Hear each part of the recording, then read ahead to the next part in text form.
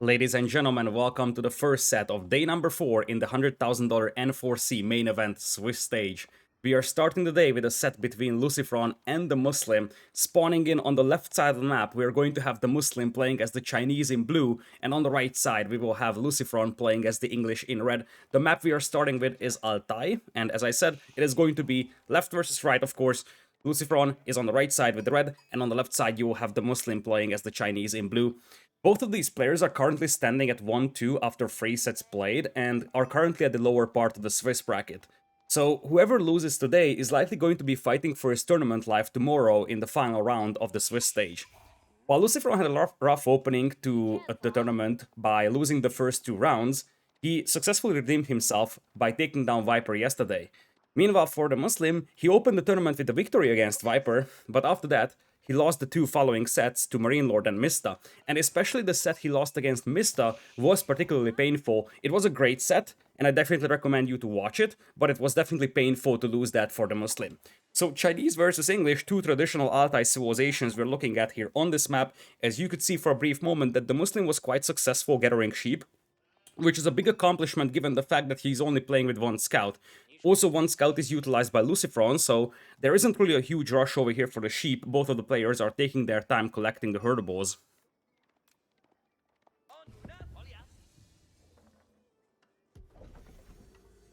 Council Hall already being dropped by... Wait a second. Something is wrong with the colors. The overlays are saying DeMusliM is playing Voodoo, but that has to be wrong. This is not my fault. I'm receiving a clear feed from Berlin, but this is absolutely wrong. You can see that the border of the face cam for DeMusliM is blue, and even underneath his name, the bar is blue. And yeah, it's red with the Chinese and blue with the English. So I'm not sure if it's the player colors wrong or the civilization's wrong. I guess the overlay people will have to do the trick here, because, well, that changes things up a tiny bit. It's still Chinese versus English, but it looks like our starting overlays are not correct. Once again, it's not my fault. It is the clean feed that I'm receiving from Berlin, which means that I'm seeing the exact same things as you do with no influence on how things are going. So we'll have to see what exactly is the case with the player colors and civilizations, but it's going to be the Barbican of the Sun coming in. The thing that I'm unsure about, okay, DeMusliM is playing in the red. So the civilizations are correct, but the colors aren't. So you can see at the bottom of the screen that the name when we select the unit says DeMusliM. So even here, once a unit is selected, you will see that the red player is DeMusliM. So this color bar is wrong. I'm just going to mark this like that.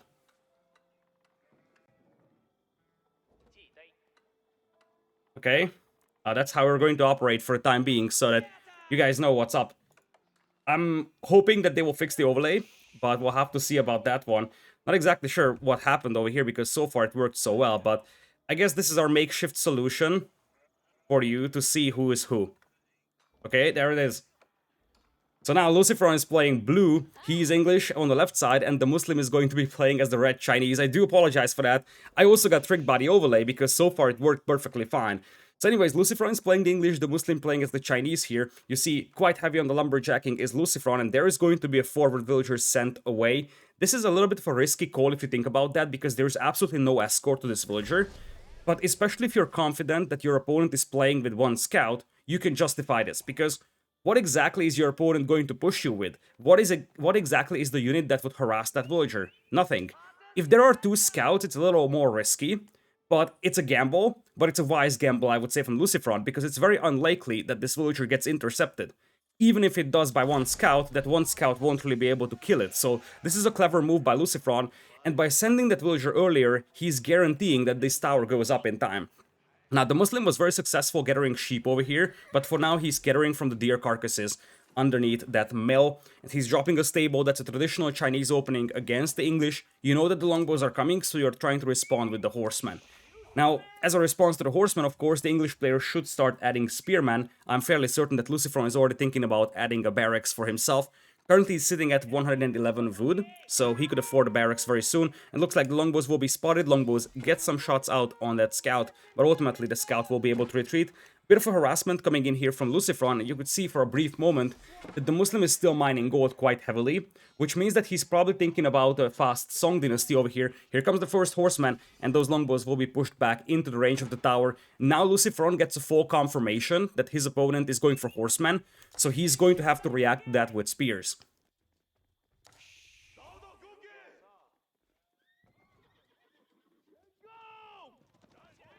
Looks like one longbowman gets intercepted by the scout and a horseman. I love the way that DeMusliM is mixing in the scout to that group of horsemen. This way he has a lot more line of sight, so it's much easier for him to acquire targets and pick off those reinforcing longbowmen. Meanwhile, on the other side, spearmen are not coming in just yet for LucifroN, and I do see the face cam borders disappear. So I'm assuming that the overlay people are working on this one. I certainly hope that they do. For now, my makeshift overlay is going to be there for you, so at least you know which color is which player. Barracks already up, Hardened Spearman coming out. English having the Hardened Spearman upgrade for free is actually quite helpful here, because you don't have to waste time on researching that upgrade, you don't have to spend gold on researching that upgrade, so there's quite a lot of positives with that upgrade coming for free for the English. Looks like the longbows are stacked inside that tower over here. For the time being, DeMusliM isn't really committing a ton of resources towards his army, but of course with the Chinese you don't even have to. Because with the Chinese, you can afford to be late with the addition of your army, because you can supervise your production buildings and still catch up in numbers. So currently it's 9 army versus 11. As you see, the horsemen are just patrolling left and right.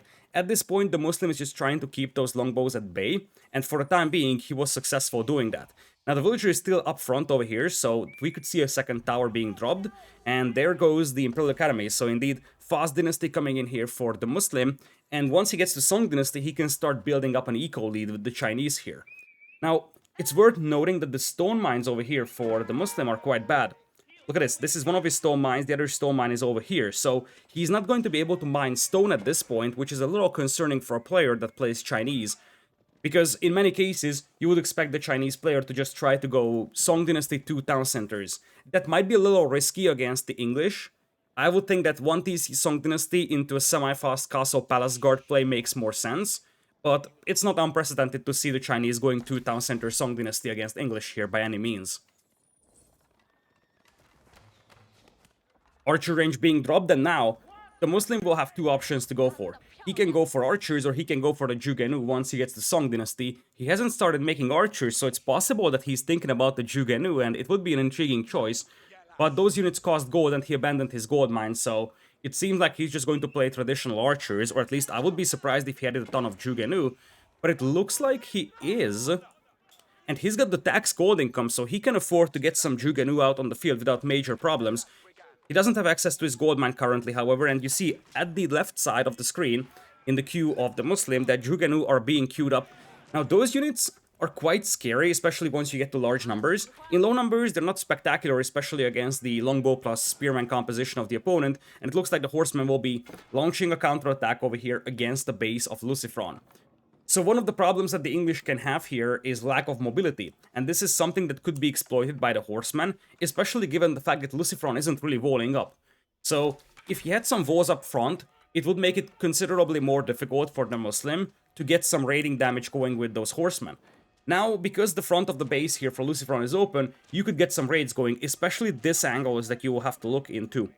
Technically, this angle is an option as well, up top, but this one on the right side is much more likely.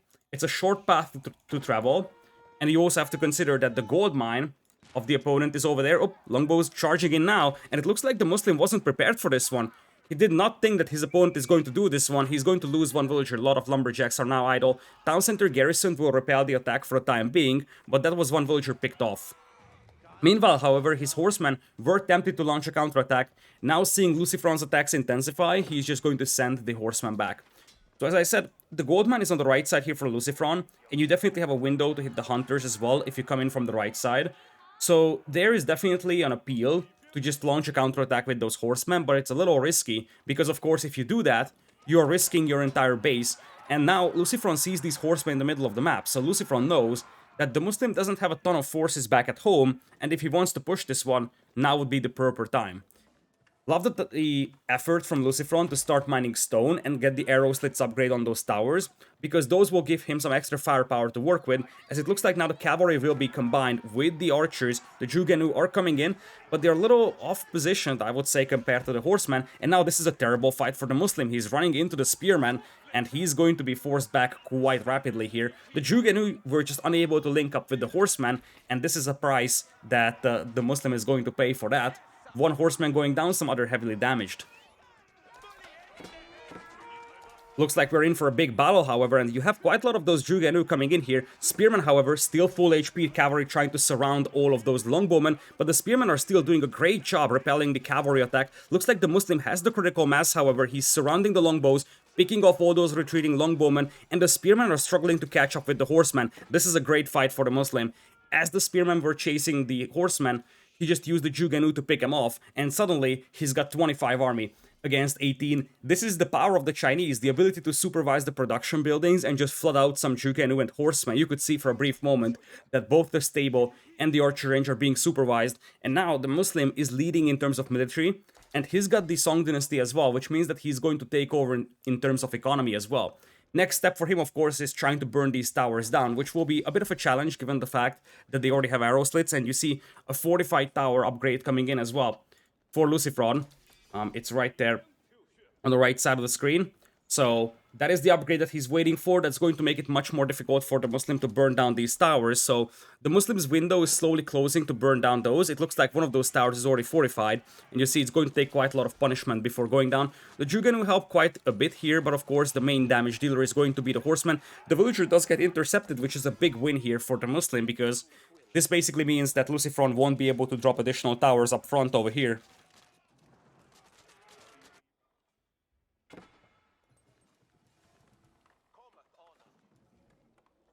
As LucifroN is running out of hunt, he's slowly transitioning to the powerful English farming economy, whereas on the other side, as you see, once the towers are down, the Muslim is going to drop the mining camp on that gold mine. I wonder what exactly the game plan is now for LucifroN, because he's in trouble.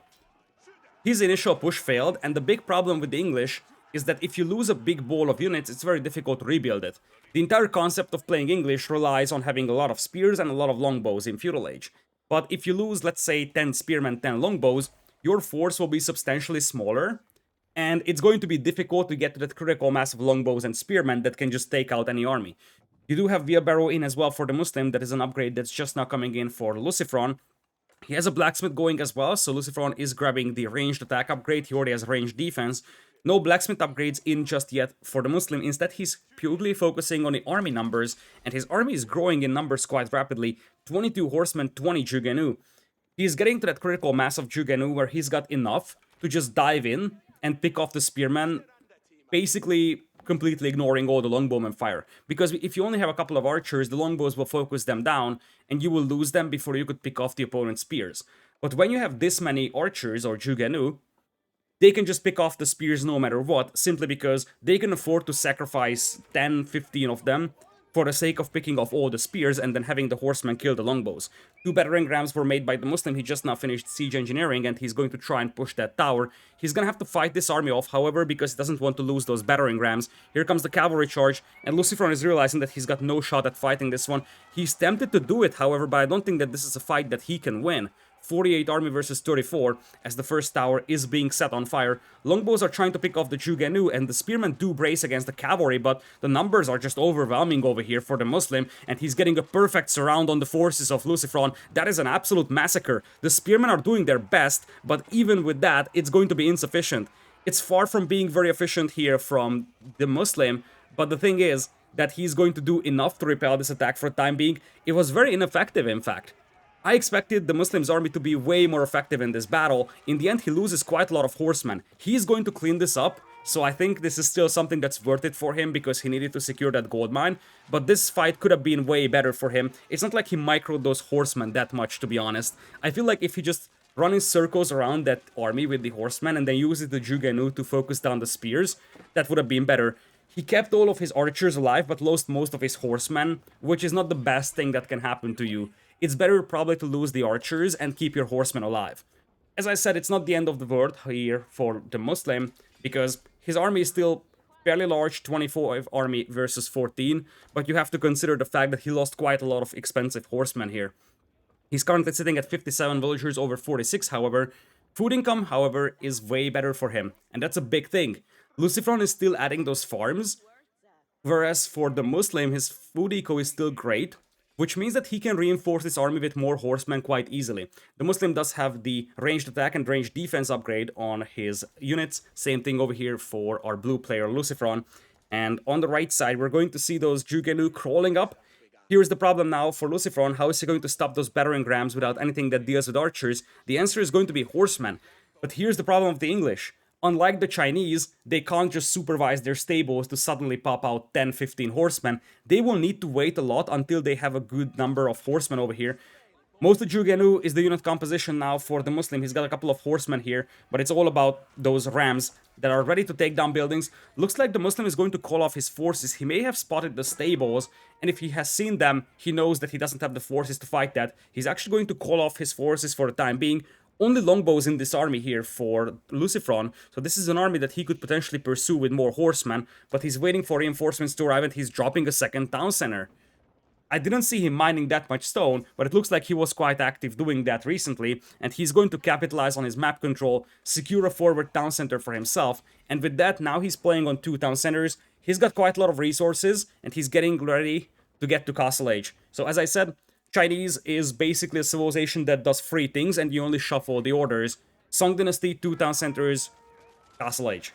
That's basically the 3 things that the Chinese will do here early game, and it's all about the order. This was Song Dynasty, second town center into Castle Age, but sometimes you see Fast Castle into second town center. This time around, this worked out very well for the Muslim because the Jugenu are increasing in numbers, and it's a quite formidable force he has over here, harassing the lumberjacks of the opponent. Notably, those are the only wood lines available for LucifroN, so he's gonna have to fight this one. The horsemen will try to jump on the Jugenu, but they actually go through that narrow crossing instead of getting a good surround. Spearmen also pursuing. This might have been an overextension here by the Muslim. He's going to try and focus down the spearmen. Not a lot of horsemen here for LucifroN, and that could be a saving grace for our red player, the Muslim. He's calling off his forces for the time being. Battering rams try to get to the town center, but those will be taken down by the villagers.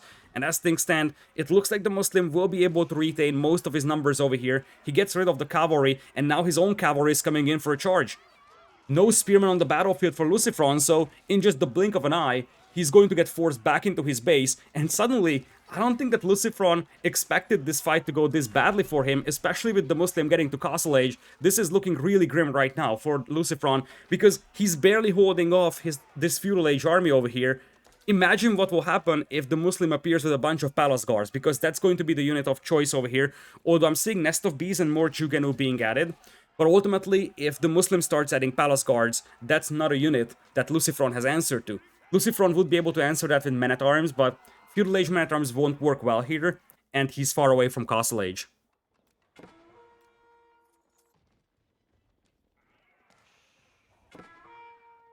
Here come the Palace Guards. Nest of Bees are also being added. On the patch that we are playing right now, or well, I'm not playing, but they are playing. On the patch that's being played right now, the Imperial officers can no longer supervise the landmarks, so you can't supervise your clock tower to make Nest of Bees faster. This has been a thing for some time, but if you have not seen a lot of tournaments recently, that's a reminder over here. Back in the days, you could supervise the clock tower and you could just flood out those Nest of Bees. It's much more difficult now. You can still get those out, and they do have a high HP because they're made on the clock tower, but it's much more difficult to just spam those out of the clock tower now.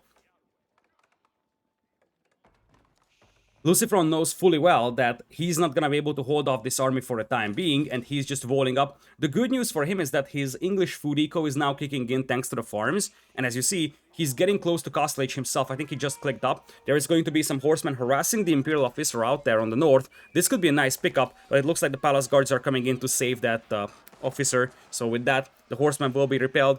For now, this is good distraction by LucifroN, however, and that's exactly what he has to do.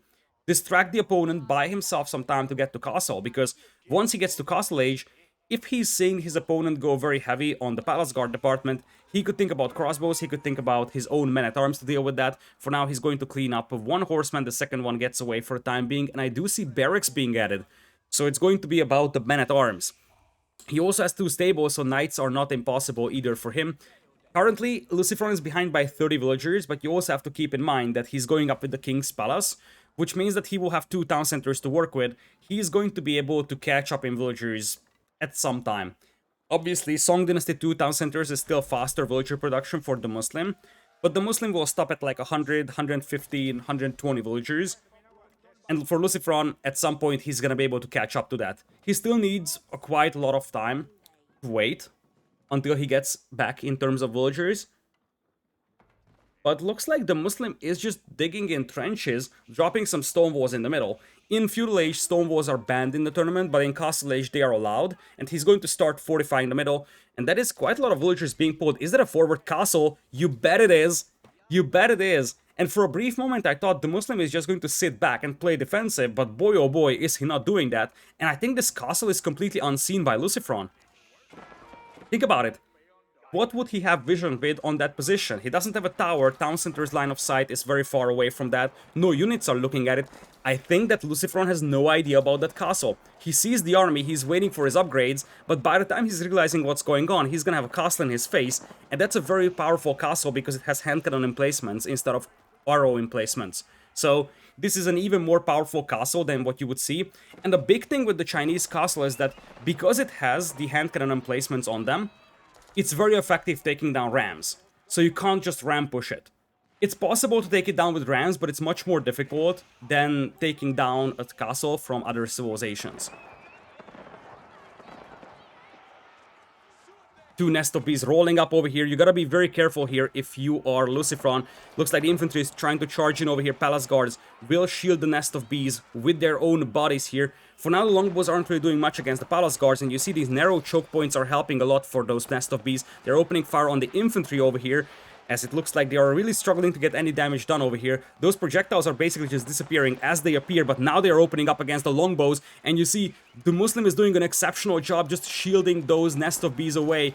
And at this point, LucifroN's only option is to delete those walls. He needs to delete the walls because he needs to be able to jump on those Nest of Bees, and he's unable to do that. All the infantry gets wiped out, and now the Nest of Bees are just raining down death on those longbowmen. Longbowmen getting forced back more and more. Nest of Bees were barely damaged, and they are just able to take down most of those longbowmen without suffering any casualties, really. Minimal casualties on the side of DeMusliM. And for LucifroN, he has gotten his entire army wiped out over here. He is lacking the veteran longbow upgrade at this point, but even if he had it, those wouldn't be able to stop Palace Guards and Nest of Bees. And you see that LucifroN is struggling for wood mightily. He's moving out for that stealth forest, and now the Palace Guards are charging in. There's quite a lot of men-at-arms over here to deal with them, but if the Nest of Bees close the distance, they could take down those men-at-arms quite easily. Palace Guards will now get a surround on those longbowmen, and I do believe that the Nest of Bees are rolling up. Indeed, here they come. If they get a volley out, that could be the end of LucifroN's army. Now, the men-at-arms will find an angle to jump on those Nest of Bees, so this could be a nice flanking maneuver by LucifroN. And indeed, the Nest of Bees have to retreat, but that's where the Chinese castle comes into play here. And of course, Palace Guards having higher movement speed than those men-at-arms, it's going to help a lot. Boiling oil is also in that castle, and it looks like all of the men-at-arms are getting picked apart by the Nest of Bees, the castle fire, and not a single siege weapon goes down here from DeMusliM. This is looking great for him. We don't have a kill-death ratio indicator, but I would think it's at the dimensions of like 80 to 20. DeMusliM lost some forces mid-game, but for the last 5 or so minutes, he didn't lose any units basically. Minimal damage done to his siege weapons, his army was mostly kept alive as well, and you gotta love how he's stonewalling the right side and the left side. He's making sure that no counterattack can push him, and the only place where fighting will occur is going to be in the base of LucifroN.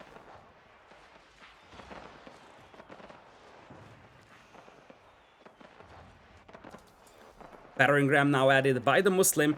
He could potentially use some long-range siege weapons like trebuchets, but battering rams also work quite nicely over here. It's going to be a little more difficult to keep them alive. Indeed, men-at-arms are trying to jump on that, but with 4 Nest of Bees out now, those men-at-arms will be very short-lived if they want to take down that battering ram. Barracks now being burnt down to the ground. LucifroN is trying to buy himself some time, and he's mining stone. One of the ways that he could try to slow this down is with the defensive castle, but I feel like his window is closing quite rapidly because he's losing production buildings, and you know what DeMusliM wants to do? He wants a second castle, but he needs to clear the way for that. That's the thing here. If you look at the locations, now, with all those barracks going down, you can place a castle right where the barracks were. And that's going to be immensely helpful for DeMusliM to set up an even larger assault into the base of the opponent. It very much seems so that we're going to have LucifroN launching a counterattack over here with all the units that he has. I feel like he's seeing the desperation of his situation, and he's like, okay, I need to do a lot of damage here. I need to slow things down, force my opponent to defend. It's a last-ditch effort, really, here. Nest of Bees now coming out here, but the men-at-arms could jump on that, and it looks like DeMusliM isn't noticing the counterattack over here. This could be a lot more dangerous than it initially seemed. Men-at-arms now jumping on the Nest of Bees. Longbows still alive in large numbers. Villagers coming in for the repair, however, and look at that. So many villagers repairing that nest of bees, villagers from LucifroN getting slain over here, he's dropping in villager count, and on the other side there's the keep coming in from DeMusliM, getting that keep right in the face of the opponent, and the nest of bees are still alive. 20 villagers were pulled to repair that siege weapon, and it is going to stay alive here. Looks like it's finally getting taken down, and this force is quite significant here still for LucifroN, but behind he has no eco, and now from behind come the palace guards. They will wipe out most of those longbows, and now you have a forward position here for DeMusliM. Once this army is cleaned up from LucifroN, I think it's game over. He's trying to maximize his damage output, but I don't think that he's aware that his opponent is so much ahead in villagers. We're talking about 110 villagers against 54. LucifroN taps out, and with that, DeMusliM takes game number 1. Very efficient use of the Chinese. This is the story of the game so far. DeMusliM really has shown why Chinese is considered a rather powerful civilization, actually.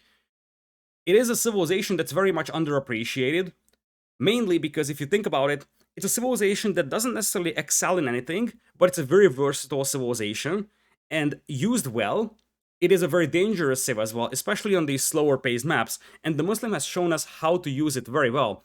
He was able to react to the longbowman spearman play very effectively with the Jugenu plus horseman play, and then after that, he just leveraged the strong economy of the Chinese Song dynasty, got to Castle Age, and got to Palace Guards and Nest of Bees, which is a unit composition that's extremely difficult to stop, especially if LucifroN is still in feudal, and by the time LucifroN got up to Castle Age, he had a keep in front of his base, and of course, his opponent had much larger military numbers, and in the end, LucifroN wasn't able to recover.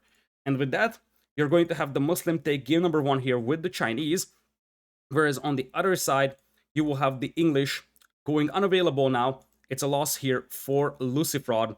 So we are going to get to game number 2, which is going to be on one of the home maps for LucifroN. He's got Dry Arabia and King of the Hill as his 2 home maps.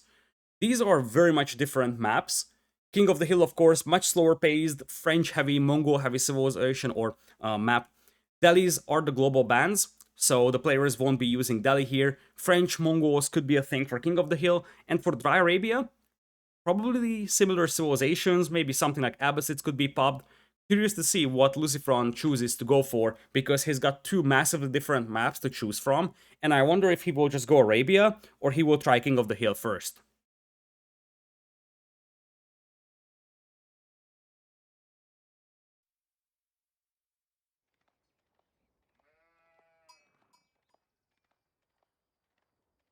Welcome back to game number 2 of DeMusliM versus LucifroN over here. It looks like we're going into Arabia, if I'm not mistaken. Once we see the entire map, we'll be more sure about that one. But based on the civilizations, I would suspect that this is Arabia. We have Abbasids for DeMusliM and LucifroN with Mongols. I'm still hesitant to say the colors because I'm not exactly sure what happened in the previous game. The face cam colors are still the same, and what I'm thinking is that maybe they messed up the lobby colors. So they joined the lobby in the wrong order, and because of that, indeed, LucifroN is now red. So, as a comparison compared to the previous game, LucifroN is now playing red. Now the webcam colors are correct. So, they actually flipped the colors in the previous game, or compared to the previous game. I think they just messed up the colors in game number 1. This being said, you're going to have LucifroN playing as the red Mongols to the northern part of the map, and to the south it is going to be the DeMusliM playing as the blue. And LucifroN is doing the old Mr. trick out here. He found the opponent's scout and he's picking off the deer from the back of that scout using the con. That's actually very annoying for DeMusliM. And of course, this is, that kind of approach where you're saying, look, if I can't have that sheep, you are not going to have it either. And that's exactly what's happening over here. LucifroN is like, okay, I couldn't pick those sheep up, then I'm going to be just picking it off from the back of your scout and making sure that you don't have that sheep either.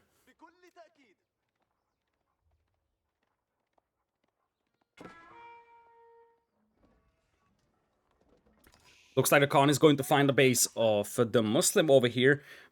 DeMusliM, as we could see for a brief moment, he's on berries and he's on gold, which means that he's going to have to take straggler trees over here because he went for the mill and the mining camp. That's one of the things that you have to consider when you're doing an Abbasid build order. Are you going for the berries first and take straggler trees and then drop the lumber camp? Or are you going for lumber camp first, stay on sheep for some time, and then only after that expand towards the berries? Now, looking at the base of LucifroN over here, his Ovu is not far away from the town center and he already has a pasture right next to it. The gold mine, however, is quite far away. It is at the back, which is definitely helpful, but it's at a quite exposed position. You can see that on the minimap. Well, not right now, but at some time Soon, you will be able to see that gold mine. There is a backup gold mine over here up front as well. So these are the two gold mines that LucifroN can choose from. Interesting town center spot, by the way, because he's not placing it directly next to the wood line. It's a little bit further away, but this makes it a rather close to the berries. So LucifroN is trying to take that trade-off. He's basically saying, look, in case I run out of sheep at the beginning, I will still have access to the berries. And keep in mind that LucifroN wasn't really successful gathering sheep. Of course, in the long run, he's just going to be living off the pastures, so he doesn't need the berries. But as a fallback option, in case he runs out of sheep at the beginning of the game, those berries are quite helpful. It looks like we're not seeing any kind of aggression coming here from LucifroN. He's playing a rather slow-paced Mongol build over here. And I would think that he could potentially try a fast castle here. If you think about it, what will the Abbasids do? They will try to play two town centers, and that's exactly what we're seeing here from DeMusliM. He's already mining the stone he needs. So what can the Mongols do against that? Option A, try to deny the second town center, go very aggressive with the spearman, try to potentially deny the fresh foodstuffs upgrade by cutting the opponent off from gold, try to burn down the mining camps at the stone mine, stuff like that. But obviously that's no longer an option here for LucifroN, who already decided not to go for any kind of Dark Age aggression. Which means that option 2 for him is just to try and get a good Castle Age time going and then go for Lancers, start raiding the opponent's economy. That would actually be a great solution, because despite the fact that now the Abbasids also have a nice Castle Age time, the Mongols Fast Castle is a very effective build, and one of the components for a Mongols Fast Castle is an early pasture. Seeing an early pasture doesn't guarantee a fast castle, but it's definitely something that you use if you want to go for an FC, so we'll have to see if that is the plan for LucifroN or not. Looking at his resource bank, it's not looking spectacular, but as you see, DeMusliM is going to check out the Ohu, and he's gonna be like, there is nothing here. So, at this point, no barracks for LucifroN. He's on the way to Feudal Age still, so, you know, stable horseman still option, archer play still an option. I'm just not sure what archers or even horsemen would be able to do against two town centers. The town center fire is enough to hold them off for quite a long time, and behind that, DeMusliM can just boom. I feel like if you wanted to go aggressive, you had to go for that a little earlier, simply. Looks like we're gonna have some sort of production building being placed over here, or at least that's the plan for LucifroN. The initial location is going to be blocked by the scout of DeMusliM here, and this is going to delay whatever LucifroN wanted to build close to that Ovu. Looks like it will be an archer range in the end. Could this be a Mangadai play? Hang on for a brief moment. There is still gold income for LucifroN.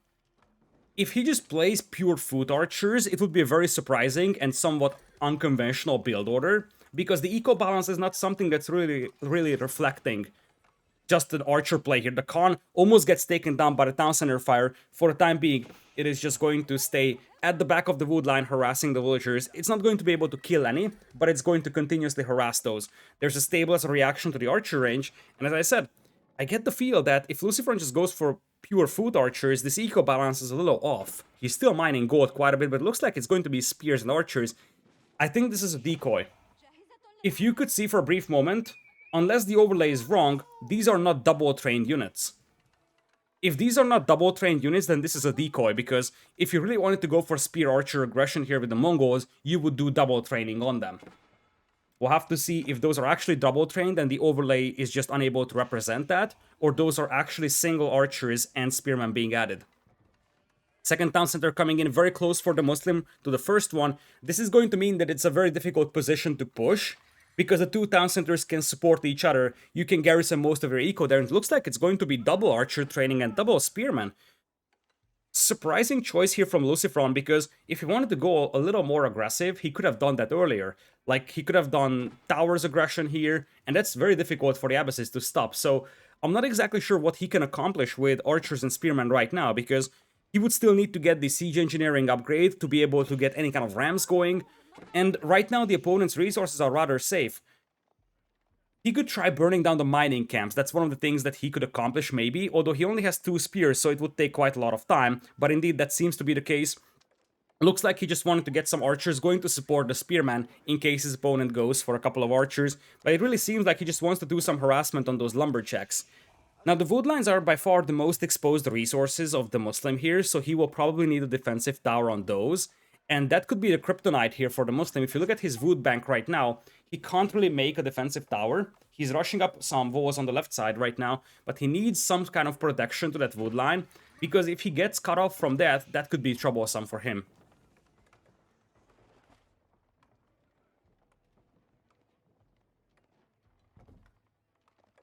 The two spearmen taking their time to burn down the stone mine for the time being, and there it is.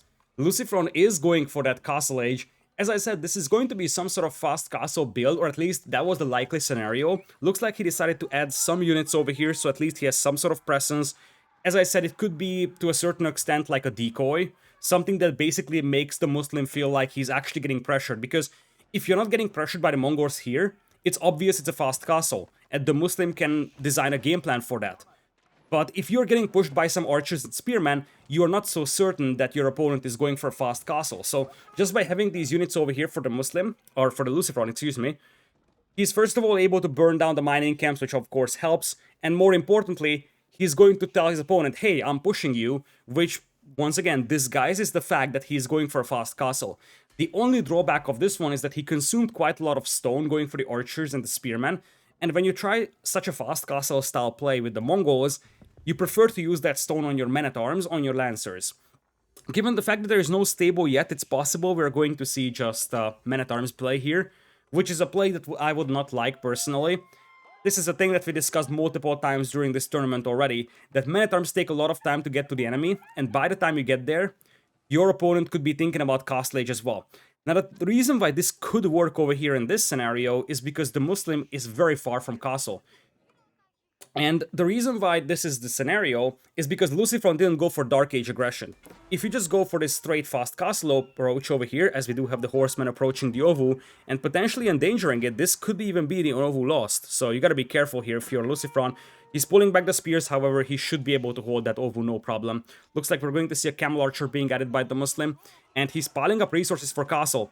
So he's probably suspecting that his opponent is on the way to castle now. But as I said, the thing is that in most cases, the players go for Dark Age aggression. Khan gets picked off. In the middle, I think that was a horseman and the camel archer indeed picking it off. So in most cases, the players go for Dark Age aggression with Mongols into a fast castle. But that Dark Age aggression actually delays the fast castle quite a bit. If you go for this pure fast castle style approach, your castle age will be much faster, and that's the reason why the Muslim is still quite far away from clicking up. And now you're seeing the men-at-arms being double trained. This is a build I really like here for LucifroN. Had he gone for Dark Age aggression, his castle age time wouldn't be that great, and in that case, his opponent would have time to react to the man-at-arms. Now, this is a great reaction over here by the Muslim. He's going to get some raiding going, picks off one villager, a second one could be taken down as well. Camel Archer is doing all the work over there, by the way, in terms of damage output. Looks like the second villager isn't going to be taken down, but the Muslim is doing the right thing. He has to distract the opponent, force him to defend, because as long as he's defending, he's not going to be pushing him. The problem for the Muslim is that he's still going to get pushed by men-at-arms, that he has no answer to it, and it looks like we're also going to see a forward villager coming in here. I assume it's a delayed tower rush, just to deny the wood income. And keep in mind that now that LucifroN is in castle age, he could even place springald emplacements on those towers. And that could be a very powerful composition here. Oh no, he's chopping through that wall. He did not see those berry villagers out there, so he should probably just be happy killing the berry villas, but he wanted to sneakily chop through the wood line over there, and basically just let his men-at-arms flood in. I think he managed to chop through, actually. Now, the men-at-arms will cut off the escape path of those villagers, and that's a great start already. Would be wonderful at this point for LucifroN to just have one or two lancers to chase down those villagers escaping, but even with just the men-at-arms, he's able to idle the opponent's economy quite a bit, and as you see, the Muslim is not on the way to castle age. The Muslim started investing into camel archers as his gold miners are also getting picked apart by the archers, and because he's investing into the camel archers and the horsemen, he's not gonna get to castle age anytime soon. Looks like the Ovu is still being harassed by the horsemen for now. Repair villagers are being pulled. There is some danger over here for LucifroN, however, because as weird as it sounds like, the camel archers aren't that terrible against the men-at-arms. They do have a large base damage, which means that they will fare quite well against the men-at-arms, especially if they can keep the distance. So, as long as you can micro backwards with those camel archers and just avoid the men-at-arms hitting you, which is not the case over here for the Muslim, you might be able to hold off those forces for some time. Now, the men-at-arms were able to pick off some of those camel archers, and the Muslim is realizing that he has no shot of getting up to castle age. So he's gonna have to make a hold here in feudal. He's got a way better eco, 56 villagers over 38, but the efficiency of that economy is going to be terrible because now there are men-at-arms running into it. And this is the power spike of the castle age, and this is the reason why it was so good from LucifroN not to go for Dark Age aggression, because you need to get to castle as fast as possible. Had LucifroN delayed his castle age by a minute, for example by going for Dark Age aggression and spending resources on it, which is a build order that we see from a lot of players, like going for Spearman Towers into Fast Castle, that delay would have given enough time for DeMusliM to get to Castle. We have seen that in multiple cases, and if DeMusliM gets to Castle, he has crossbows and he deals with the men-at-arms. The reason why he can't do that right now is because this Castle Age for LucifroN was much faster than the Castle Ages that you see from players that go for Dark Age aggression. Prayer Tent being built right now by LucifroN. He's building up on that advantage. Looks like that tower is getting taken down. It has a Spring Golden placement on it. You can see that large window on the sides that actually represents the Spring Golden placement. So there was a Spring Golden placement coming in on that, and I think there is one on the other tower too. Towers constantly being placed as we speak here for LucifroN. He's trying to deny the food from the opponent, trying to place it on the berries. Camel Archer numbers are steadily increasing. Now you get a Khan as well with large damage output in Castle Age. But the thing I love about LucifroN's play here is going to be the Prayer Tent. He's going to capitalize on his map control by picking up all the relics with the Prayer Tent. And that's going to help further his lead even more. Because it's only a 9 villagers lead right now for DeMusliM, but of course the Mongol player has the step red up. Now the Spearman will start poking down those horsemen. And the problem for DeMusliM right now is that he's stuck in Feudal Age. He's getting quite a lot of gold in the bank, and if he had a market, he could balance his eco out and go up to Castle Age. But even if he clicks up to Castle, he's gonna have to wait 1 minute and 45 seconds to get there. So he's still very far away from Castle Age, and I feel like LucifroN is about to send in the next wave. But at this point, LucifroN doesn't even necessarily have to. I think LucifroN needs to keep up the pressure, but LucifroN could just decide to use his map control, secure the relics, start capping sacred sites even potentially, and just say, okay, I'm going to build up my forces, because I know that I already have the advantage. So if I just build up my forces and you do the same thing, then by the time you have your army out, I'm going to have a larger army. Villagers will be rioting over here, burning down that tower over here. The Spring Golden placement won't even finish on it, so LucifroN will just abandon that for the time being. Still, some men-at-arms are trickling into the base of DeMusliM. He's low on food. He's got the gold for Castle Age, but he's not having the food, partly because those hunters are being harassed and the berry access has been denied to the south. That hunt is very close to the berries, so the military presence of LucifroN in that region basically means that there is no access to the berries, and there is no access to the hunt over there. Men-at-arms still being active, killing villagers. And as things stand, there is still 10 villagers lead for DeMusliM, but he's still stuck in Feudal Age. Now he has no access to gold to be mined. He has the gold for Castle Age, but he currently cannot mine more, so he can't just send out 15 villagers to mine gold and then buy himself up. And it looks like we're seeing an archer range come up. That is going to be a veteran archer upgrade coming in for LucifroN. He's realizing that his opponent is only playing with camel archers and spears, and to that the appropriate response is indeed archers. Also siege engineering is coming in for him, which means that we're going to see some battering rams coming in, potentially some mangonels as well, tower being snuck upon to the base of DeMusliM, and it looks like he's dropping a third town center. Camel archer numbers are still scary here, and this could be the saving grace for DeMusliM, because as I said, unlike many Feudal Age units that struggle against men-at-arms, the Camel Archers actually take good trades. You see that they are able to take down those men-at-arms slow and steady. It's taking quite a lot of effort from them, but once you're able to mass those Camel Archers, they're quite effective against heavy infantry even. So now, what DeMusliM needs to do is buy himself some time, and that he can do by launching counterattacks with those Camel Archers. The key thing is that he can't afford to lose them because they're very difficult to replace. They are borderline irreplaceable. Looks like he's going to find those berries on the southern part of the map, but there's a tower overlooking the area, so he's gonna have to deal with that. And the tower has arrow slits on it. I think that's the reason why he's pulling back all those spears. LucifroN seemed to slow down a tiny bit here. He's down to 12 army, whereas for DeMusliM, let's not underestimate the fact that now he's got 800 food per minute thanks to those berries, so he needs about a minute to gather the resources he needs for Castle, and now he's going for it. Look at the amount of food that he has on the bank. That's the berry power of the Abbasids. He's scrambling for that food, and boy oh boy is he grabbing that. In just a blink of an eye, he's got the resources for Castle Age, and I think DeMusliM is back on track. It started out so well for LucifroN, but that's the reason why I'm still unconvinced about the men-at-arms play when you beat your opponent to Castle. Because the problem with the men-at-arms is that first of all they take a lot of time to get to the enemy base, and the bigger problem is that the villagers will run away from them. Of course that's going to result in idle time, but you simply can't kill a lot of villagers with the men-at-arms. If you had Lancers, you could do a lot more damage. Of course, it's easier to hold off Lancers with spears than it is to hold off men-at-arms. So the reason why many people are going for men-at-arms is because most civilizations don't have a Feudal Age counter to men-at-arms. However, the problem is that the men-at-arms are also unable to inflict a ton of damage, especially against Abbasids that do have the Camel Archer to deal with them. So this is a difficult matchup over here for LucifroN. If he had 1 or 2 Lancers to just keep raiding and pick off those escaping villagers, I think that could have been slightly helpful. Anyways, here come the Muslim with the Camel Archers. He's going to try to cut off the escape path of those villagers. Notice that he's focusing down the villager the closest to the tower first, because he knows that that is the easiest to save for the opponent. Looks like the Men-at-Arms will get in, and same thing. The villagers will run away. And that's the problem here for the Men-at-Arms. Of course, you force some idle time, but you didn't kill a single villager, which means that, especially after these Men-at-Arms are getting taken down, the villagers are back to work. So you're not cutting into that villager deficit that you have. And Castle Age is almost in, and look at the resources for the Muslim. He's going to have so much resources to work with when he gets to Castle, and he could get to Veteran Camel Archer, he could start adding Crossbowmen. I think the Muslim is in a great position now. The Castle Age advantage was there for LucifroN, but he simply was unable to capitalize on it, because at this point, the Muslim is the one. Getting up to Castle Age, he's got a quite substantial villager lead. It's 26 villagers. There is some Mongols coming in, and now you see some Men-at-Arms. But here's the problem. Now you have the counter unit for the Muslim. His situation is quite difficult still, because you have to respect the fact that the Men-at-Arms, the Archers, they could still pick apart a low number of crossbows. But this is the power of the Abbasids. They too can make siege weapons back at home, so the Mongols won't even be able to just get their siege weapons going and then wipe out the defenders of the Muslim's base. Because the Muslim can do the exact same thing. He can just make Springolds back at home.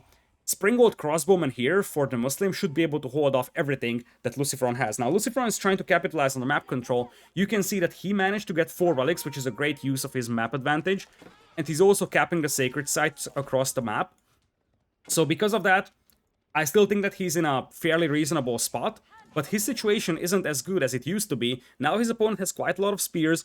And once those spearmen get rid of the... well, the spearmen will never get rid of the Men-at-Arms from the opponent, but once the crossbowmen here for the Muslim get rid of the Men-at-Arms, those spearmen will become very effective because they're rather cheap. And the thing is that if you have crossbows, the response that LucifroN could make is potentially Horseman, but when you have so many spears already, the Horseman reaction won't work. And the Springolds are opening up over here, but 2 Mangonels on the battlefield for the Muslim. He gets a volley out on those Men-at-Arms, and so many Men-at-Arms got heavily damaged over here. Crossbows trickling in as well for our blue player. Springolds rolled up to the battlefield. Now you see 2 Mangonels come in as well for LucifroN. LucifroN is trying to open up on the spears. He gets a volley out, but I think his Mangonels were focusing down on small groups of units instead of that big cluster on the right side. And because of that, he wasn't able to take down a lot of units here from the Muslim. Now the Muslim closes the distance, takes down the Mangonels, and with that, wins a decisive battle over here.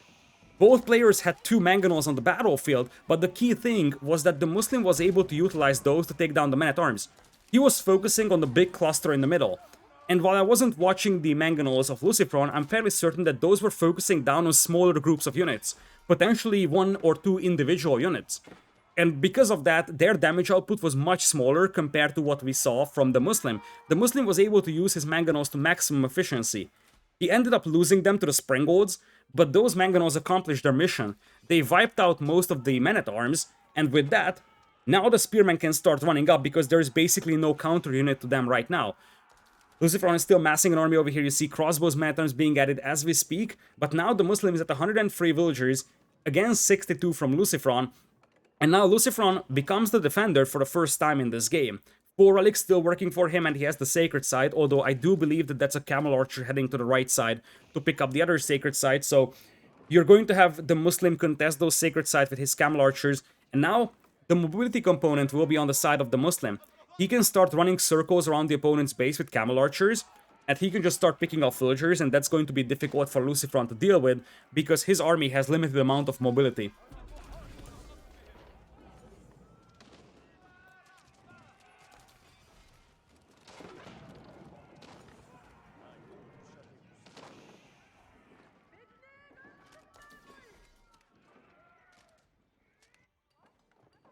Looks like the Muslim is mining stone. He's going to try and drop a castle in the face of the opponent. Remember, the Abbasids have a technology which allows them to use their castles to heal nearby units.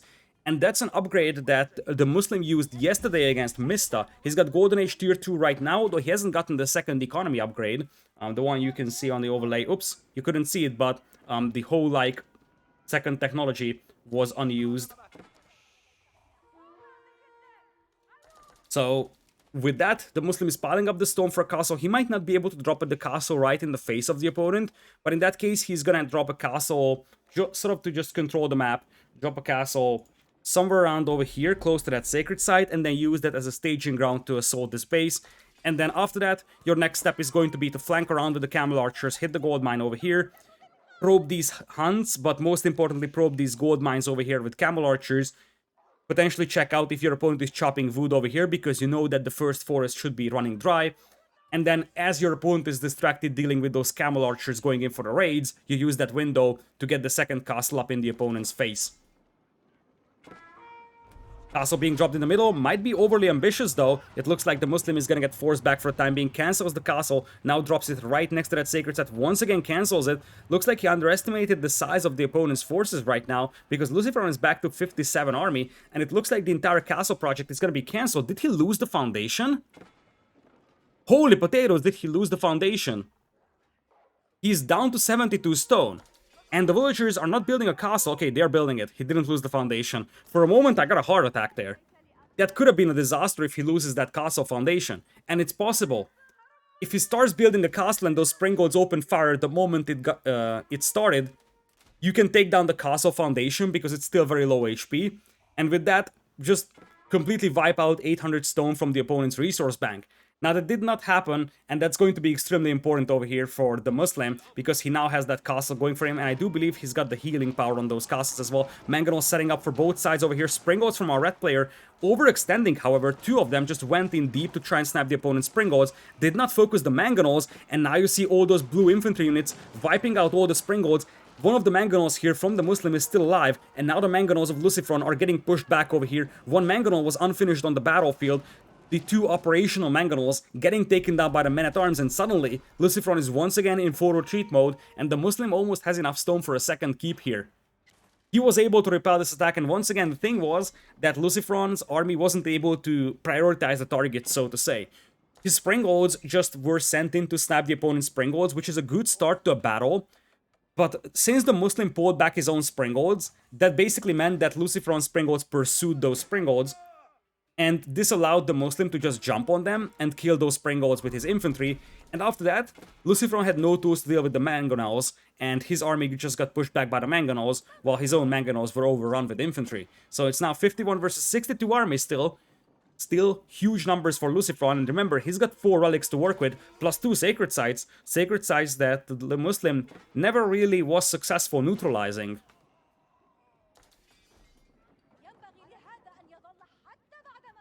The Muslim was at 500 stone some time ago. He's still at 500, but he's mining stone like crazy, so I'm suspecting that he dropped the castle elsewhere.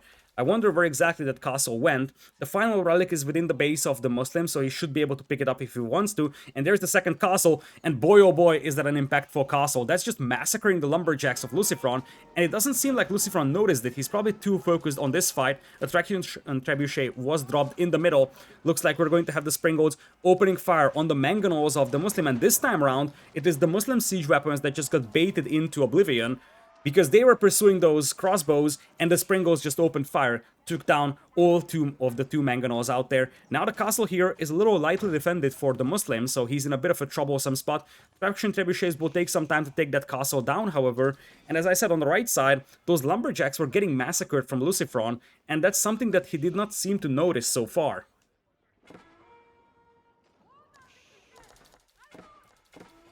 Some raids are still going on here for LucifroN. He's picking off villagers left and right. A defensive castle is placed in the farming eco, so the Muslim is just trying to make sure that he's not going to throw away this game at this point. He's sort of slowing things down. He knows that he's got an advantage. The question is the magnitude of that advantage, to be honest, because while it seems good that you have 131 villagers over 62, keep in mind your opponent has 4 relics and 2 sacred sites. That's the equivalent of 600 gold per minute, which is like 2 relics in Regnitz Cathedral's worth. And now, if the Muslim starts losing villagers, that eco discrepancy is going to just shrink, and it looks like the Mangonel unleashes a volley. Look at that, all the villagers going down over here. They scrambled for the mining camp to drop off the stone, but many of them just got massacred in that cluster, and now you're seeing some men-at-arms hitting the eco of the Muslim. That was a lot of villagers getting killed. Just a seconds ago, we had the Muslim sitting at like 130 villagers. Now he's at 105. Looks like the castle is still standing strong over here in the middle, though. You could see for a brief moment those blue springboards picking off the traction trebuchets. So, no siege weapon, or at least no heavy siege in the middle for LucifroN. Looks like LucifroN, however, is still flanking around with men-at-arms, every once in a while trickling in those units and trying to hit the opponent's eco. And that's the way that he kind of needs to play this one. He needs to start cutting into that villager deficit, because the problem here for LucifroN is that he's stuck at 52, which is a very underwhelming villager count for a Mongol player, regardless of the efficiency of the Mongols. So, you have the step redoubt, sure, you have the relics, sacred sites right now, but you have to consider the fact that 53 villagers is not a ton. Quite a lot of villagers were killed, I do assume, that on that wood line.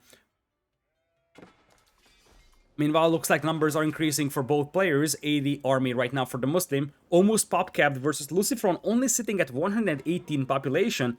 On paper, that looks grim for LucifroN. However, we have seen DeMusliM having issues closing out games before. In particular, the set versus Mista has shown that a lot, and LucifroN has seen that set as well. And you see, LucifroN still has the 2 sacred sites and 4 relics under his control. Multiple defensive towers are on the sacred sites, and I do believe that LucifroN wants to start that sacred site countdown. He can't make keeps because he's Mongols, but he can make springboard towers, and that seems to be the case. He's fortifying the middle, and if he starts the sacred site countdown, he turns into the defender, and that could force the move from DeMusliM. Looks like the Mongols are now opening up against each other over here. Infantry ready to swarm those siege weapons. Looks like LucifroN is going to give up that springboard for the time being. He has quite a lot of crossbows, however, and those will be very effective against all of those men-at-arms. Still, it's a retreat for the time being for LucifroN, because he just doesn't have the meat shield in front of those crossbows. He's trying his best to hold off the men-at-arms. It looks like he's now turning around to fight, trying to buy himself some time, trying to save those Mongols. But this is a good fight over here for LucifroN. Mongols are going to be able to pop out. They get a volley out on those men-at-arms. You will lose your Mongols here, but DeMusliM is also going to lose a significant portion of those men-at-arms out here, and it looks like LucifroN is also going to be able to snipe at least one Mongol from the opponent. Looks like the crossbows do save the Mongol here from DeMusliM, which means that for the time being, LucifroN gets pushed back into his base, and now his hopes and dreams are probably shattered in this game, because he's down to 31 army. It looked so good 2 and 3 minutes ago for LucifroN, because I did believe that, 4 relics plus 2 sacred sites compensates quite a lot for your lower villager count, but now you see that villager count being disturbingly low for LucifroN. It has been in the 50s for the last 5 or so minutes, and that is not something that's going to crack it at minute 30 in a long game on Arabia. Springolds will trade volleys against each other over here, but once again, now the overwhelming numbers of DeMusliM show on the battlefield. Once again, LucifroN is back to 50 plus army, but some of that is siege weapons, so it's a little deceiving, because of course he has a lot of population, a military population, but most of that being siege weapons with no protection will just be overrun by the infantry, and that's exactly what you see. Even though the military population was large for LucifroN, it was overrun by infantry. LucifroN taps out, and with that, DeMusliM takes game number 2 over here. Key victory for him, I would say, because he's now on a streak of 2. And for DeMusliM, a player that did not win a single game in the last 2 days, this is a big win here. As I said, this fight is basically to make sure that you are not fighting for your tournament life on the last day of the Swiss stage. Currently, LucifroN is sitting at spot number 6, and DeMusliM is sitting at spot number 7. The loser of this set is guaranteed to fall to one of the elimination spots, so basically the loser of this set has to win a set tomorrow to have any chance of surviving the Swiss stage. Whoever wins today is going to be in a good spot. It's going to be the middle of the bracket for that player, but whoever loses today is going to be fighting for his tournament life tomorrow. With that being said, it is going to be a victory for the Abbasids of DeMusliM. It started out well for LucifroN, but he wasn't really able to capitalize on the castle age, and while the men-at-arms idled the villagers, ultimately they didn't kill a lot of vills, and that's one of the problems that LucifroN was facing. He was able to just delay his opponent, but he wasn't able to actually finish him off, and even though he was able to capitalize on the map control, got 4 relics, got 2 sacred sites, which is a great use of his map control, the problem was that he wasn't really able to damage the eco of DeMusliM, at least not to a massive extent. And because of that, in the end, DeMusliM just capitalized on the fact that he's got way larger economy and just overran him with superior numbers, placed some key keeps all across the map, defensive keep to protect his farming eco, forward keep to give him a nice foothold, and in the end, those were great staging points for these battles, And some slightly better micro over here from DeMusliM on those battles also helped, because some key battles were lost decisively by LucifroN, and that was also something that helped a lot for DeMusliM here.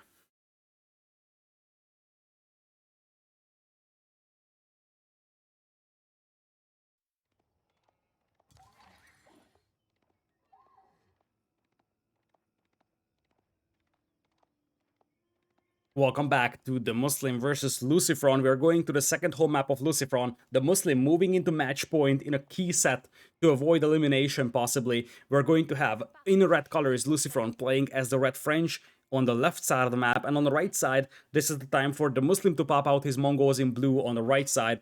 And this is a matchup that we're seeing over and over again on this map. And this is a matchup that DeMusliM also played yesterday against the Mista. Yesterday on Mista decided to go for French, and DeMusliM decided to go for Mongols, and in that match, Mista was able to take down DeMusliM. But this is something that DeMusliM could have learned from. The overall summary of that game was that the French player went for a super aggressive feudal age, because the idea here with the Mongols is that you're trying to be a little responsive. You might do some feudal or dark age pressure, maybe even some feudal age pressure, but you're trying to go for a fast castle style approach and just try to beat your opponent to castle and then get some raiding damage going. Because once the French player gets going with the economy and once the French player gets going with the army, they will have a very strong army composition that's able to secure the middle. And that's the danger here for the Mongols. You can't really let that happen. Once this game goes to like mid to late castle age, that's French dominated, because the French will use their knights to raid your eco, and given the fact that you're Mongols, you can't even wall yourself off.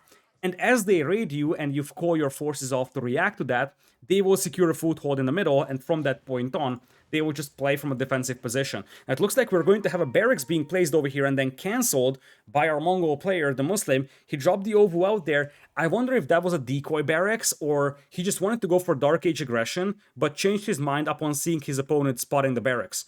It's possible that he wanted to go for Spearman, but then he saw his opponent spotting the barracks and said, okay, now he knows I'm coming, there is no point for me to actually do this. So it looks like there is going to be a change of plans here for DeMusliM. He's dropping a pasture right next to his base. That definitely wasn't part of the plan, but it's worth noting that DeMusliM found himself a place where his town center is in between a gold mine and the wood line. That's immensely valuable, because this way you can save up the resources on a Gur. You don't need to make a Gur in Dark Age, which makes your Dark Age a lot more effective. Looks like the pasture is moving towards the Ovu, so maximized efficiency will be there for us. 2 scouts are operating for LucifroN, but he wasn't particularly successful finding sheep for himself so far, so it's more about just the ability to spot the Ovu and see if there is any Dark Age aggression coming, while you use your other scout to potentially look for extra sheep and just scout the rest of the map. So this is a matchup where the Mongols often try to play very responsive to what the French player is doing, and what Mista did was actually go mass scouts and archers. And you could say, why? Scouts are bad. But Mista's idea was the following. Scouts are very inexpensive, fast to train, and they do have high torch damage, as we do have the sheep yoinked from the back of that Khan over there, as the Khan came in to harass the gold miners. And what Mista's game plan was, is that he's coming in with the scouts, and the scouts can directly threaten that Ovu very easily. Because if you just go for knights here for the French, they take a lot of time to train, they're expensive. By the time you get to like 4 or 5 knights that can realistically burn down the Ovu, your opponent is going to have a reasonable army. But if you go for scouts first, you can threaten that Ovu right away, and if you support them with archers, Spearman won't be enough for your opponent to defend. That was the game plan there for Mista, using the French against the Mongols. Now, I'm assuming that both players saw that game, so I'm curious to see if either of these players will play according to that. So, are we going to see LucifroN trying to attempt the same thing? Are we going to see DeMusliM adjust his game plan based on what he experienced against Mista yesterday? That's going to be a big question. Looks like it's just going to be good old-fashioned Knights play here for French, which is going to make it a difficult matchup over here. We'll have to see what he can accomplish with those first couple of Knights. Since there is no defensive Spearman, I would think that this could be quite successful here for LucifroN. Defensive tower is coming up on the Ovu. As you see, DeMusliM is ready for aggression on his Ovu now. And it looks like it's going to be stone. So LucifroN wants to go for 2 town centers. No risk it, no biscuit. But that's a little ballsy. It's actually very ballsy now that I think about that. Because, as I mentioned, the French can fortify the middle, but that's to a certain extent applicable as well to Mongols. if you give a lot of breeding room to Mongols over here and they beat you to castle, they can just start dropping towers in the middle with spring golden placements, and that's going to be very difficult to push. So you gotta respect the fact that there is only one sacred site over here. You might not want to just stick around in your base for a very long time.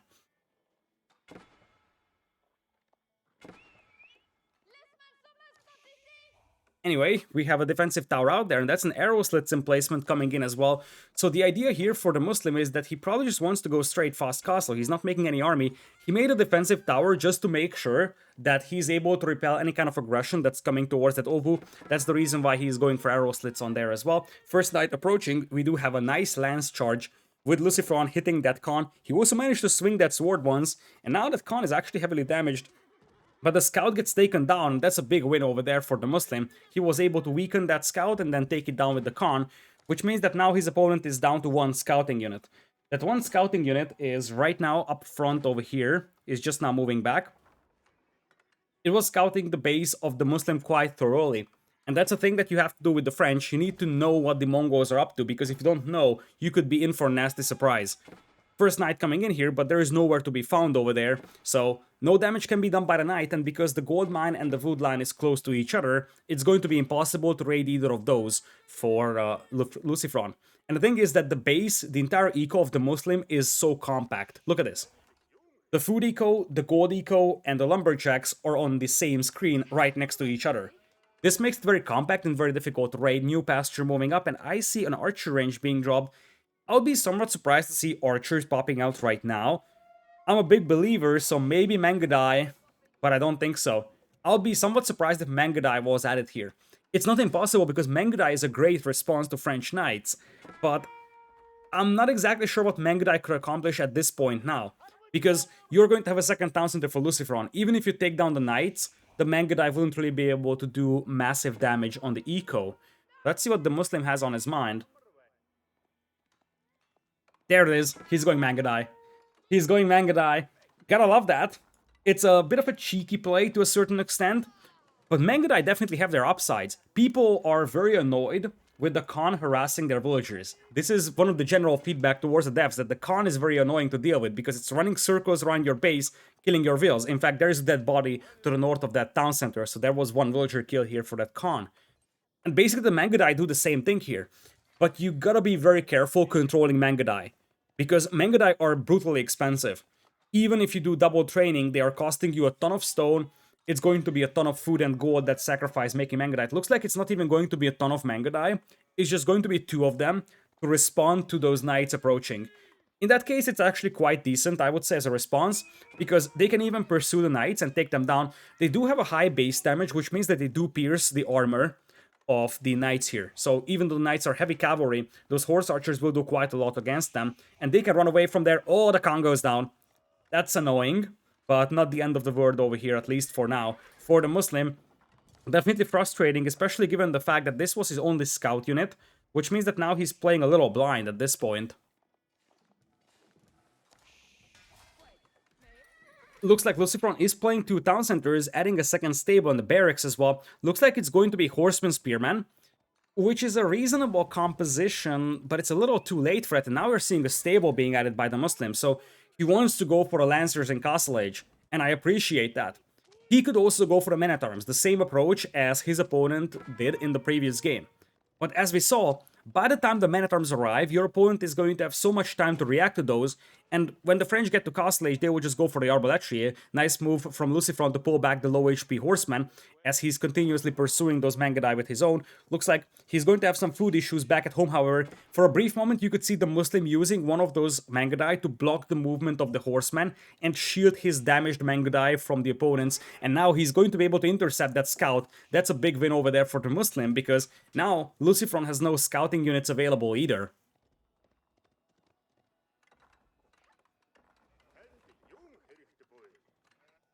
Here come the Castle Age buildings, as we still have Feudal Age. For the Muslim, he's just now reaching Castle. He's going up with the Stepred up, no surprise about that one. And are those 2 stables? Nope, it's 1 pasture, 1 stable. Let's see if we're going to see a ton of Lancers pop out. It's possible that he's just going to make a couple of Lancers and then start picking up relics, sort of just use those Lancers for map control. And indeed, here comes the first 2 Lancers. That's the only unit that he's making, and there is no second stable to work with. Look at the response from LucifroN. He's realizing that, oh shoot, I'm in trouble. I need to buy myself time to get to castle. If he's able to do that, he's going to be fine, because just like as we saw in the previous game, the superior economy could prevail. He's already up by 13 villagers. So if he's successful walling himself up, he can buy himself a tremendous amount of time, and that he might be able to accomplish. Looks like the Khan is going to pursue down the horseman. One goes down, horseman split up. Same thing, you want to harass the opponent with the horseman, force him to deal with that, and once again, just buy yourself some time to finish the walls. Those walls will cost a lot for LucifroN, by the way. Those are very long walls, but it's not like he has a choice. So he's gonna have to finish those walls before the Lancers arrive. Looks like he's also going for his own knights, grabbing chivalry and dropping some spears. So he's reacting quite a lot to this one, and that's going to set back his castle age timing. If the walls are complete, the spearmen are not needed. But you also... Wait a second. Wait a second, I'm just noticing something. Look at the shape of this forest over here. Is it possible that we do have a tiny gap in between the edge of the map and the forest? I wouldn't bet my life on it, but it's actually very close, based on the minimap. I'm actually curious to see that, because there might be a very small gap between the forest and the edge of the map, and if that's the case, enemy units can come in. And it looks like the knights are grouping in the middle for DeMusliM. He's just now approaching, and it looks like some knights will be sent out by LucifroN to fight this one. These feudal age knights are way weaker than those castle age lancers. Villagers? Okay, now they're finishing up the walls. But at this point for LucifroN, it's all about the delay. He needs to buy himself some time. And there is something moving to the north that's red dots. So I'm still curious about that wall section. The 2 Mangudai will be quite helpful here to make sure that villagers can't repair that wall. They can just pick up villagers easily. So LucifroN is still in trouble, because while this wall is holding for the time being, it's not going to hold for long. A defensive tower could help over there, but the problem is that the longer the wall, the more difficult it is to protect it. That's the general rule of Age of Empires. Not just Age of Empires 4, but any Age of Empires game. Longer walls, harder to protect. The moment you make a defensive tower to just try and push back those forces, the opponents will just switch elsewhere. So that wall is really difficult, next to impossible to protect. And there come the towers. This is exactly what DeMusliM needs to do. Amp up the pressure on the opponent's base and use that window to drop some towers in the middle. It's not going to be as powerful as dropping a keep for other nations, but you also have to respect the fact that now you got some knights going into the opponent's eco, so you're going to have the buildings burnt down. DeMusliM is picking up relics, so he's going to have the relic advantage. He's going to have a foothold in the middle as the knights counterattack, but they won't be able to accomplish much over here. For now, DeMusliM is going to call off his forces. 1 or 2 villagers might actually go down over here, but there is... Is there a Springald or just an arrow slits upgrade on that tower? Volo being popped by DeMusliM over here, trying to convert those knights over there. And it looks like he's not going to be able to, but he saves the shamans this way. So at least the shamans get away with that. Looks like the walls were rebuilt. The villager sent to build that was killed. You see the dead body line over there. So 1 villager was sacrificed for the sake of those walls. And the distraction worked quite nicely here for LucifroN. DeMusliM wasn't able to prevent those walls being rebuilt. This being said, we do have a 24 villagers lead for LucifroN, but he's still in feudal age, and his unit composition isn't spectacular, and his opponent could start capping the sacred site. This is probably the thing that DeMusliM should do. Cap that as soon as possible, because you are putting your opponent on a timer. And let's think about this one. LucifroN was walled up within his base for the last 2.5 minutes. So, if DeMusliM captures the sacred site and just keeps up the same pressure that he's doing right now, then his opponent is going to have a tough time, because by the time he's ready to get to Castle Age, build up an army to fight this one back, and then decap the sacred site, the countdown is going to be down to like 4 or 5 minutes. So it's going to be much easier for DeMusliM to hold that position for just 4 or 5 minutes. Looks like the speed arrow will be popped over here. The trap comes in! That's a spectacular move from LucifroN. Holy potatoes, was that an absolute thing of beauty. The villager sacrifices her life, but she is the MVP. That wall was placed in the very specific moment the knights tried to cross, and with that, the lancers were stuck on the inside, the Mangudai were stuck on the outside. The timing of that is inhuman. LucifroN tried to wall in the entire army over there, that failed, but he was able to trap the lancers in here. Now he still needs to deal with that, but boy oh boy was this beautiful. Now he can pursue those lancers with his knights, and the Mangudai will be kept outside. And because all that's left on the outside is Mangudai and Khan, they can't just burn down their walls once again. So the lancers are stuck on the inside, the Mangudai is stuck on the outside. An absolute thing of beauty over there for LucifroN.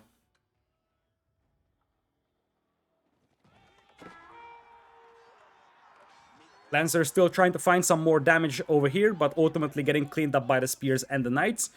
And with that, it is going to be 49 versus 66 eco, and I saw the sacred site being captured, and it looks like the shaman is back to the tower. I do assume a knight or something was sent by LucifroN to take it down. The tower does have a spring golden placement on it, so I assume that that counter unit that was sent to decap the sacred site, or at least just to stop the shaman from capping it, is something that was finished off by the spring gold tower. And you see more and more spring gold towers are coming up for the Mongol player, but LucifroN was given quite a lot of time to work with over here, so DeMusliM still hasn't started that countdown. And as I said, if that countdown was going on ever since he was in Castle Age and was amping up the pressure on the opponent's base, we would already be at like 6 minutes left on the countdown, I would say. With that being said, it is going to be 10 minutes now starting, but now LucifroN has a fairly formidable army and he's ready to push the middle. He doesn't need to take a good fight over here, he just needs to decap this. And since there is only 2 shaman over here and basically no army from DeMusliM, he could easily decap that sacred site. He might even burn down the tower, resulting in the loss of 2 shaman as well for the opponent. Looks like some spearmen were sent to north because there were some knights trying to bash their way through those walls. And there's, I think, a Mangudai or a Khan harassing those villagers out there. Sacred site being decapped, and you get the feel that LucifroN is getting back on track because his villager count is still looking great. And if you think about it, now that his farming eco is kicking in, suddenly his food eco is going to skyrocket. One of the reasons why he still doesn't have the food for Castle Age is because he was building farms for a long time, and it's not something that kicked in just yet. But now he's got a good farming eco set up over here, so suddenly he's up to 1200 food per minute and increasing, which means that he could get to Castle Age quite swiftly, and so far DeMusliM wasn't really able to use that Castle Age advantage, and I feel like the Mongols' window is sort of closing over here.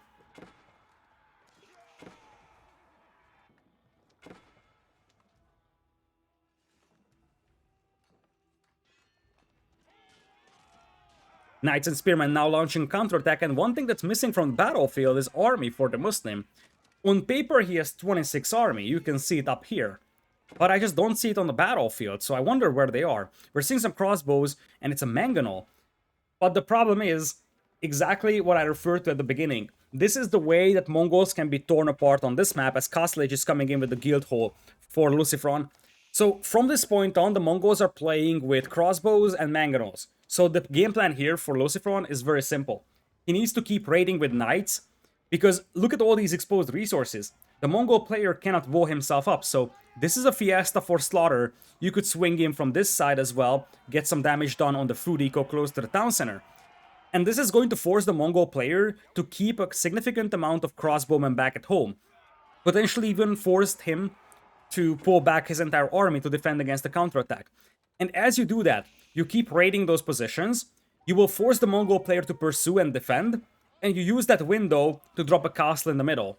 And that's probably the game plan over here for LucifroN. That's the usual game plan for the French when they're up against the civilization, especially like Mongols, that are just unable to wall themselves up. So they're going to be exposed to raiding no matter what, and the only way that they can sort of prevent those raids from happening is by keeping some army back at home. But if you keep your army back at home, you won't be able to fight for the middle when you need it.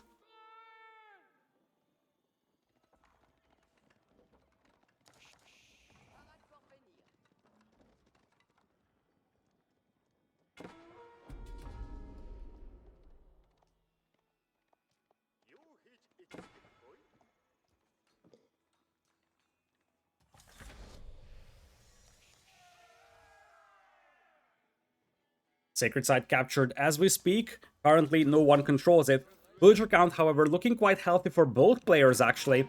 And one thing that you have to consider is that DeMusliM's villager count isn't terrible either, and he's burning down farms. That's a great way to get a lot of bounty for himself now, burning down the walls as well. And the army numbers are back on track for DeMusliM. He's got quite a lot of crossbows, men-at-arms, and he's got 4 mangonels lining up over there. Look at that beautiful hilltop position that he found himself. Knights are ready to launch a counterattack here for LucifroN, but one thing that LucifroN doesn't really have right now is numbers, and you see so many farms are burning down over here. Farms being burned down means that the food eco of LucifroN is going to collapse, and maybe I have spoken too soon, because I definitely underestimated the numbers of DeMusliM over here, because now DeMusliM does have the sacred site. Here comes the Lancer push here from LucifroN. He's going to try his best to get some raiding damage going, but I think at this point, this raid is just a little too late, because first of all, you do have 2 town centers for DeMusliM, one thing that we didn't see yet, and part of the reason why his villager count is looking so good is because he has 2 town centers. And because of that, he's able to garrison a lot of vills, and he doesn't have to fall back because he's also killing a lot from the enemy. Of course, he knows he's going to lose some of his eco, but he also knows that his opponent is going to struggle defending against this one. And you can see in the POV, this is the POV of DeMusliM right now, that every single building that he burns down is giving him so much resources. And that's helping immensely, just maintaining this pressure and just keeping up the flood of units over here. 25 food and 25 gold per building is nothing to shy away from. Looks like it's going to be villagers being pulled by LucifroN. He's pulling his entire eco to try and burn this one down over here, but the Mongols will just wipe out the villagers. Look at the dead bodies on the north, and now at the bottom of the screen there is also going to be all of those dead villager bodies. The army of LucifroN is just disappearing. 141 population for our blue player, DeMusliM, and you could see that in the POV of DeMusliM, the GG gets called, and with that, LucifroN gets taken down 3-0 by DeMusliM. DeMusliM did not win a single game for the last 2 days in N4C, and now he wins a very convincing 3-0 victory, and for LucifroN, he defeated Viper yesterday 3-1. He really seemed like he is sort of on an upwards trend right now, getting better and better as the tournament is going, but now he's once again down to elimination position, and with that, he's going to be fighting for his tournament life tomorrow because he's falling down to 1-3, so his best bet right now to get to the playoffs is somehow getting to that number 6 spot, or number 5 maybe, depending on how the other matches go. But DeMusliM, very convincing win here as well. He really diagnosed things well today. And I feel like that was the difference compared to yesterday, because yesterday against the Mista, he also played well, but certain things went quite badly, I would say, for him. And the thing is that one of the things I'm noticing for DeMusliM is the constant improvement throughout the tournament. Day number 1 was rather weird from him. If you remember those casts, you might not have seen them.